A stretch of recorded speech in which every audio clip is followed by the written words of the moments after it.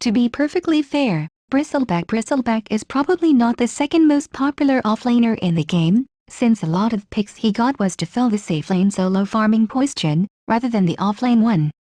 That said, he is still quite popular in the current professional meta to justify the presence in this blog post. When discussing supports in the previous blog posts, we have touched on the idea that the current meta favors single target burst damage to snowball the fight with a one hero advantage in most engagements. It also introduced a lot of burst physical DPS heroes, which tend to quickly come online with cheap, high return on investment items, but do not necessarily fall off later in the game, for example Brewmaster Brewmaster versus Troll Warlord Troll Warlord. So where exactly does Bristleback fit into this picture? As it turns out, pretty much everywhere. Very much like Juggernaut and Troll Warlord, he can come online extremely fast. In most cases he only needs power traits plus around 2000, can be a choice between several DPS or survivability items, gold to be already considered a threat, with great innate tankiness, punishing AoE damage and strong auto attacks. And what makes it all come together is the fact that at this particular moment in game, given the same or even inferior gold investment, Bristleback will be able to achieve comparable damage output capabilities of other popular auto-attackers' cores, while directly countering them by simply not dying. He cannot be ignored and he is very hard to kill, properties which made Dragon Knight popular for some period. But while DK needs his levels to get to a point where ignoring him can cost you a team fight, Bristleback is happy to face Rush even at level 7 to 10, time where teams are most vulnerable to the potentially snowballing Juggernaut and Troll Warlord.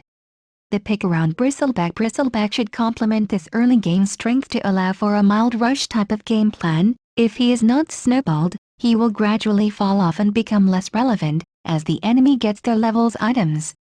He also falls short when it comes to dealing with heroes that have a lot of mobility, for example Storm Spirit, or can safely auto-attack you from a distance without the means for you of closing the gap quickly and reliably, for example Medusa and Sniper.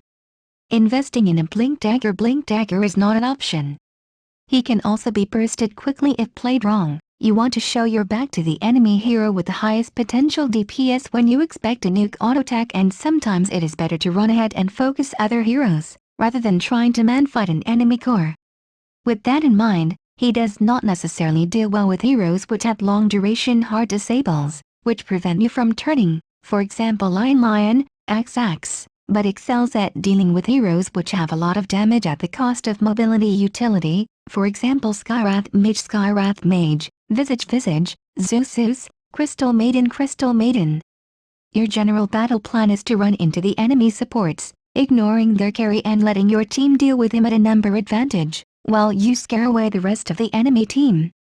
Chances are, you will not only disable blinks of the enemy counter-initiators, but will survive the preferable 1 vs 2-4 engagement, while your team focuses the enemy carry, who tries to either protect his teammates chasing after you, or fights the rest of your team.